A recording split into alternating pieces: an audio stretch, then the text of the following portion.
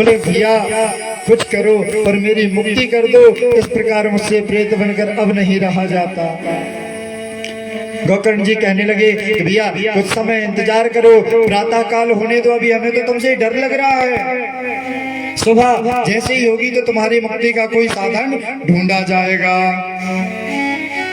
महाराज सभा लगी, पंचायत बुलाई गई। बोले भैया गोकर्ण की मुक्ति नहीं हुई, श्रद्धा धुंधुकारी की मुक्ति नहीं हुई है। गोकर्ण जी मन में विचार करते हैं कि धुंधकारी की मुक्ति किस प्रकार हो। आज सबने ये मन में विचार किया, कोई सरल उपाय नहीं ढूंढ पाया। तभी आज अपने योग के बल पर सूर्य का ध्यान किया है, सूर्य का रथ रुक गया, गोकर्ण जी ने रोक दिया। अपने तप के बल पर, कलयुगी मनुष्य में तो इतना भी तप नहीं है कि ऑटो वाले को भी रोक दें। चिल्लाते रहते हैं, हाथ देते रहते हैं, वो भी चला जाता है। बस को रोकते हैं, बस भी चली जाती है। पर देखो आज गोकर्ण जी ने तप किया है, तप के प्रभाव से सूर्य का रथ रुक गया। आकाशवाणी हुई, श्रीमद् भागवतानुमुक्ति सप्ताहं वाचकं गुरु इति सूर्यवचा सर्वैर् धर्मरूप निरूपिता। आकाशवाणी हुई, श्रीमद् भागवत का पाठ करो, मुक्ति हो जाएगी। सबने विचार किया, कहने लगे भैया गोकर्ण जी ही भागवत का पाठ करेंगे। अच्छी व्यास पीठ लगाई गई, गोकर्ण जी ने भागवत का पाठ किया।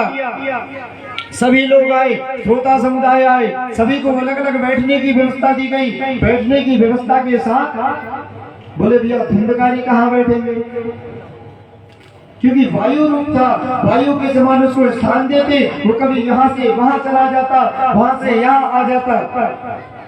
फिर पास में एक सप्त ग्रंथि का वास रखा हुआ था महाराज। उस सप्त ग्रंथि के वास में वायु रूप था, जाकर के घुस गया।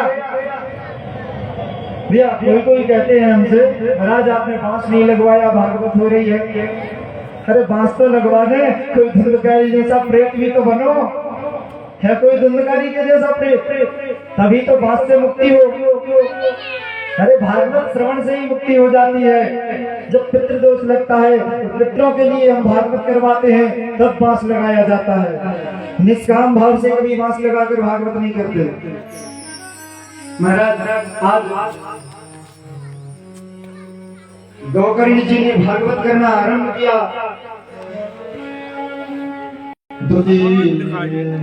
तथा सायं द्वितीय ग्रंथि भवेदनम। पहला दिन बीता, पहली ग्रंथि फट गई, तलाक से दूसरा दिन बीता, दूसरी ग्रंथि फट गई, तीसरा दिन, चौथा दिन, एक एक करके ग्रंथियां फटती जा रही हैं। एवं सप्तदिनश्चैव सप्त ग्रंथि भवेदनम। ये सातवें दिन हुआ, सातों ग्रंथियां फट गई। अपने आप उस बात के अंदर से दिव्य रूप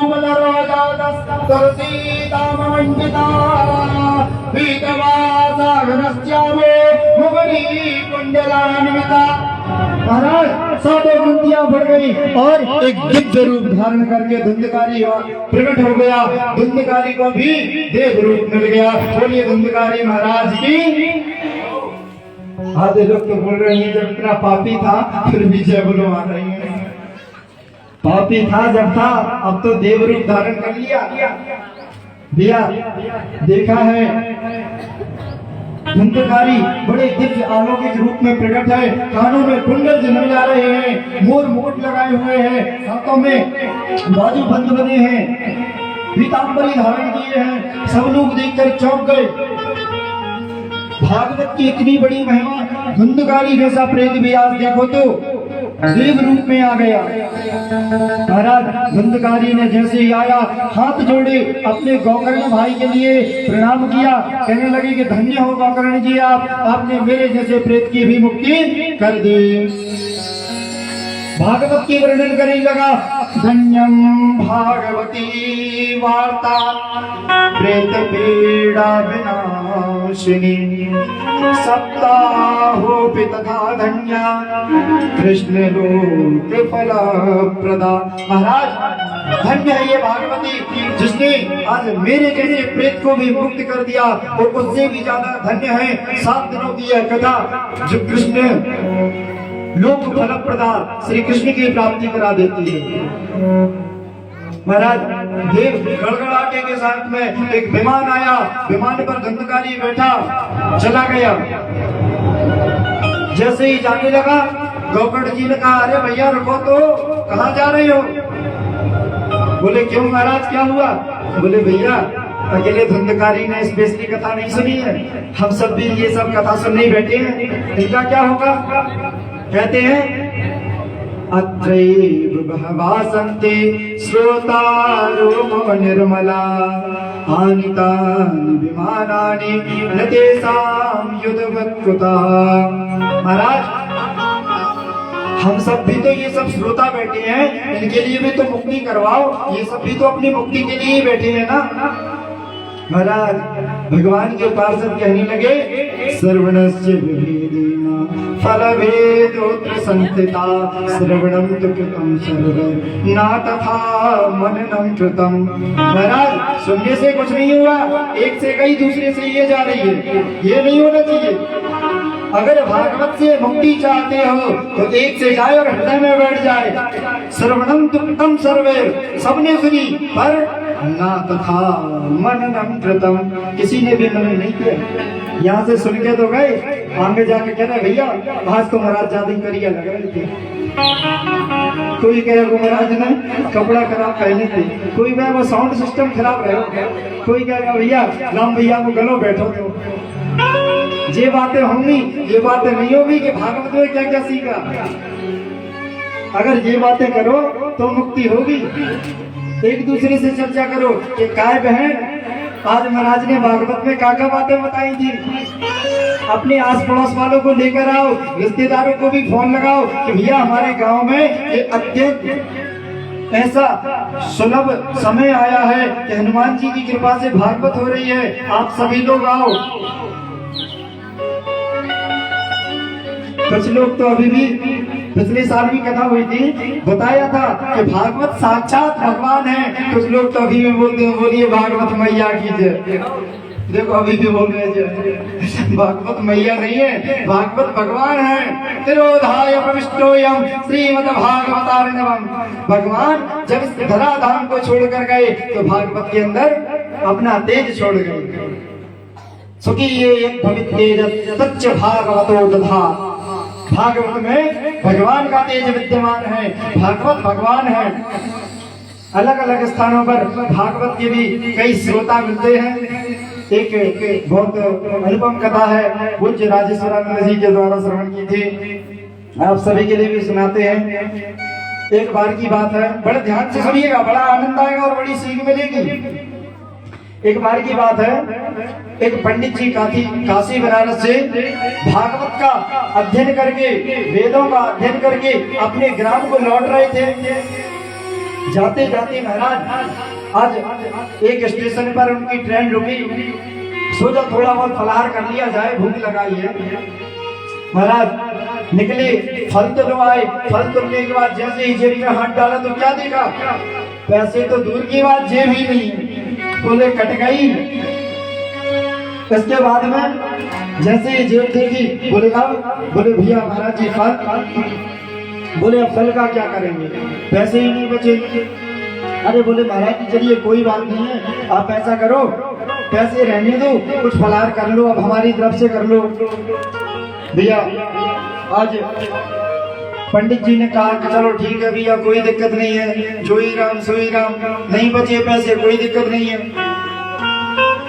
अब पता है भक्तजन तीर्थों में जाते हैं, स्नान करते हैं, गंगा में डुबकी लगाएंगे, बोलेंगे हर हर गंगे हर हर गंगे। वहीं कुछ 2-4 चालू लोग घूमते हैं जो उनका सामान लेकर के बोलते हैं हो जाओगे नंगे। महाराज आज पंडित जी का जेब कट गई, पंडित जी की जेब कटी, बोले चलो कोई दिक्कत नहीं है। क्या हुआ, ब्राह्मण का असली धन तो उसका ज्ञान होता है, अध्ययन कर रखा है, चलो कहीं भी कथा सुनाएंगे कुछ दक्षिणा पाने की व्यवस्था होगी, किराए के लिए भी निकल आएगी। राम राम बजते बजते पास के गांव में पहुंच गए। किसी से पूछा, भैया पंडित जी का घर कहाँ है? गांव के पंडित जी के घर में पहुंचे हैं महाराज। कहते हैं, पंडित जी राम राम। अब पंडित जी बड़े गुस्से में बैठे थे। बोले, हाँ हाँ राम राम। बोले, महाराज हम बनारस से आए हैं। बोले, तुम तो दिल्ली से आए, हमें क्या बता रहे? कहने लगे, अरे वो हम भागवत करते हैं, भागवत। बोले, जो भागवत का होता? बोले, आप भागवत नहीं जानो? बोले, जो नाम ही हमने पहली बार सुनो है। कहने लगे, भागवत को नाम पहली बार सुनो? कहने लगे, हाँ। कहले, अरे आप एक बार करवा के तो देखो। अरे कहने लगे, हम जो फालतू के काम नहीं करें, फालतू के हमने जो नाम ही नहीं सुनो। अरे पंडित जी कहने लगे, अरे यार भैया ये तो गड़बड़ हो गया। जात को न जाने सो जाने कौन जात को। और जब पंडित ही नहीं समझ रहे भागवत का हो तो फिर और कोई समझावे को क्या फायदा? अरे बोले, भैया फ्री में कर दें, कोई दिक्कत नहीं है, पैसा वैसा मत दियो, अपने गांव के सेठ जी से बात कर लो कि कथा करवा ले। भैया फ्री हुए। पंडित जी अपने गृह कार्यों से दोनों ब्राह्मण मिलकर के सेठ जी के यहाँ पर गए। और सेठ जी के यहाँ पर पंचायत चल रही थी। पंचायत में पहुंचे सेठ जी, पंचायत से फ्री हुए। बोले, पंडित जी राम राम। बोले, राम राम। बोले, कैसे आना हुआ? अरे जी बोले, ये कहीं से आए हैं? वहाँ वो बनारस की कह रहे हैं। बोले, कह रहे थे कछु का नाम बताओ तो? हाँ भागवत करा थे ये, भागवत। अब का पते महाराज भागवत का होते है, हमें तो पता नहीं है। कह रहे करवा लो। सेठ जी कहने लगे आंखें तान के, कहने लगे, यार महाराज तुम भी कहाँ से आ जाओ, तो जो नाम ही पता नहीं है वो क्या करेंगे? बोले, का भागवत होगी? अरे हमें कुछ नहीं करवाना, जाओ जाओ जाओ यहाँ से जाओ। ऐसा कह दिया महाराज। पंडित जी बोले, अरे करवा के तो देखो, आए हैं इतनी दूर से बड़ी आशा लेके। इतने में महाराज सेठ जी के बच्चे घर के अंदर से निकल के आए और कहते हैं, हमें तो भागवत देखने, हमें तो भागवत देखने। सेठ जी के बच्चे जिद करने लग गए, हमें भागवत देखने। पंडित जी चौंका चले हैं, इन्हें भागवत देखने? ऐसी कैसी भागवत देखने? महाराज आज भागवत की तैयारी हुई। कहने लगे कि चलो कछु बात नहीं है, सुना दो भागवत। बोले, एक काम करो, हम थोड़े स्नान ध्यान कराएं। अरे वो तो हो गए स्नान, दिखाओ भागवत कैसी होता भागवत। अब भैया सेठ जी जो थे वे भोजनों को टाइम हो गया तो अंदर चले गए। और पंडित जी बैठ करके कहीं अब स्नान नहीं हो रहा है तो कोई दिक्कत नहीं, जल ही छिड़क लो। ओम पवित्र पवित्रो इतने में बच्चे आके जद करने लगे, हमें तो भागवत देखने, हमें तो भागवत देखने। महाराज सेठ जी भोजन करके आए, अब कोई स्थान नहीं दिया, व्यासपीठ तो छोड़ो छाड़ो, एक आसन तक नहीं लगाया। पंडित जी कहने लगे कि भैया छोड़ो छाड़ो, हो गया वो तो जो होना था, कोई दिक्कत नहीं। एक सिला रखी थी, पत्थर रखा था, पंडित जी ने पत्थर को ही साफ किया, बैठ गए, अपनी पोथी सामने रख ली। अब इतने में ही सेठ जी भोजन करके दोपहर में सोने को आते थे। और सेठ जी भी पुराने जमाने के 150 किलो वजन की, अब वही सिला पर सोते थे जिस सिला पर महाराज पंडित जी बैठे थे। और सेठ जी आए, आकर के पंडित जी की गोद में रखा सर, और बस यहाँ पर जी का है सच्चिदानंद रूप। इतने में सेठ जी का सेठ जी के लिए स्लीप साउंड की आदत थी। हंसने सब लोग देख रहे, बच्चे कह रहे, हाँ भैया बढ़िया भागवत चालू हो रही है। और बच्चों को ये लग रहा था कि जैसे जादू दिखाने वाला आता है, रुमाल को कबूतर बना देगा, तो ऐसी भागवत होगी। इतने में जैसे ही चालू किया, अब जैसे ही पंडित जी दूसरा श्लोक बोले, यम इतने में सेठ जी कर ऐसे महाराज इस प्रकार की कथा हो रही थी। सेठ जी की हरकतों पे पंडित जी को आ गई गुस्सा। पंडित जी ने उनका सर उठा के साइड में कर दिया। सेठ जी ने फिर से सर रख दिया, पंडित जी ने फिर हटा दिया। 150 किलो को वजन, पंडित जी की जान फटने को हो। जैसे ही सर हटाए वो फिर रख ले। सेठ जी का जब बार सर हटाया, सेठ जी को आई गुस्सा। सेठ जी ने उठ के एक या खींच के पंडित जी के गाल में। भैया पंडित जी कहने लगे, दक्षिणा तो छोड़ो छाड़ो, यहाँ तो पुजाई और हो गई। पंडित जी को भी गुस्सा आ गया। पंडित जी ने भी एक खींच के दिया सेठ जी के गाल में। लोग जो खड़े थे सब कहने हाँ भैया हो गई चालू भागवत। भैया भागवत चालू हो गई। एक सेठ जी जमाए, दूसरा पंडित जी जमा दे, फिर एक सेठ जी जमाए, फिर एक और पंडित जी जमा दे। भैया एक किले में एक देने लगे। धीरे धीरे लूटपोट हो करके घर के आंगन में पहुंच गए। आंगन में जाकर के महाराज दोनों एक दूसरे में देने लगे। धीरे धीरे पुराने समय में गांव में धान वगैरह रखने के लिए गड्ढे बनाए जाते थे। लोटपोट होते पंडित जी सेठ जी उस गड्ढे में धम। महाराज जैसे ही गए एक दूसरे में देने लगे। पंडित जी वैसे ही तो भूखे थे, सेठ जी खाए पिए थे। पंडित जी को गुस्सा चढ़ रही थी। पंडित जी ने दे के अधमरो कर दिया सेठ जी को। सेठ जी के घर वालों ने देखो, चले भैया भागवत चढ़ गई। बोले भैया भागवत महारानी ऐसी कृपा ना करो नहीं तो उनको प्राणांति हो जाए। पंडित जी समझ गए कि ये लोग मूर्ख हैं। जैसे ही वो लोग पंडित जी से कुछ कहें, पंडित जी करते घर वाले घबरा गए। बोले हे भागवत भैया आप तो चढ़ गई हो, आपसे कृपा है कि मेरे पति को छोड़ दो। जितना सोना चांदी लेना सब ले लो और मेरे पति को छोड़ दो। सेठ जी की कहना गई, बोली मेरे भैया को छोड़ दो। जितना धन लेना ले लो महाराज, जितनी भागवत भैया धन लेना ले लो। पुत्र पुत्री आए, बोले हमारे पिताजी को छोड़ दो। पंडित जी कहे महाराज जब ऐसा देखा पंडित जी कहने लगे जाओ 500 सरफी लाओ। बोले ऐसे तो दक्षिणा नहीं दे रहे थे, अब देखो दक्षिणा दे रहे हैं। दौड़ के गए, बिना गिने 1000 सरफी ला करके बोली फेंक दो। फेंक दी उस गड्ढे में। बोले नशे नहीं लगाओ, नशे नहीं लगाई। पंडित जी आराम से चढ़ गए। सेठ जी को भी निकाला गया। जो वहाँ गांव के लोग देख रहे थे बोले वाह सेठ जी वाह, आपने तो भागवत करवा ली। वाह सेठ जी आपने भागवत करवा ली।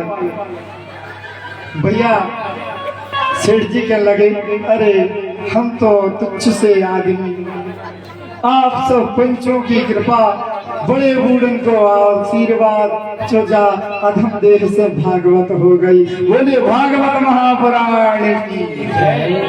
तो भैया कुछ लोगों की तो भागवत ऐसी होती है। तो आज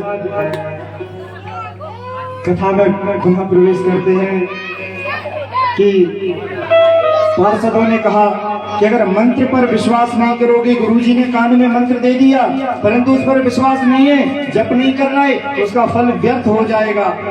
पाठ करने को बैठे हो, पाठ में भरोसा नहीं है, व्यर्थ फल चला जाएगा। आप पूजन करवा रहे हो पंडित जी से, मन में ये चल रहा है क्या पता जाप करना है कि नहीं कर रहे, पाठ करना है कि नहीं कर रहे, फल नहीं मिलेगा महाराज। विश्वास होना चाहिए, पंडित जी करेंगे तो फल मिलेगा उनको, नहीं करेंगे तो फल उनको मिलेगा। आप उन्हें दक्षिणा दे रहे हो, आपको पाठ का पूर्ण फल मिलेगा ही मिलेगा। करना ना करना ये पंडित जी के ऊपर। तो कोई क्या करते हैं, बड़े ध्यान से देखेंगे भैया कर रहे कि नहीं कर रहे। महाराज अगर पंडित जी पाठ नहीं करेंगे पाप उनको लगेगा, आपको नहीं लगेगा, आप तो दक्षिणा दे रहे हो ना। महाराज आज विष्णु पार्षदों ने कहा कि भैया किसी का भी ध्यान में कथा में ध्यान नहीं था, कथा दोबारा करो, अगर ढंग से सुन लेंगे सबकी मुक्ति हो जाएगी। दोबारा से कथा हुई। इस बार कुत्ता बिल्ली लड़ैया सब लोग आए कथा सुनने के लिए। आगे चल के महाराज भगवान का रथ आया और एक रथ नहीं आया, जितने श्रोता बैठे थे सबके लिए गड़गड़ाते हुए रथ आ गए और ऐसी गड़गड़ाहट की आवाज आई, रथ आ गए और बोले श्री सूत जी महाराज सौनक जी से कहते हैं अयोध्या वासनी पूर्वम यथा रामेण संगता तथा कृष्णेन ते नीता गोलोकम योगी दुर्लभम। महाराज जिस प्रकार राम भगवान के साथ में सब लोग साकेत धाम को चले गए थे, उसी प्रकार आज गोकर्ण जी के साथ में सभी लोग कृष्ण धाम को चले गए। और बताए गोकर्ण जी के लिए रथ नहीं आया, गोकर्ण जी के लिए साक्षात भगवान प्रकट हो गए। बोले भक्तवत्सल भगवान की जय। आज भगवान प्रकट हुए, अपने जैसा ही स्वरूप दे दिया। आज गोकर्ण जी महाराज सभी के साथ में चले गए। भैया नारद जी ने देख लिया कि कैसे कैसे प्रेतों की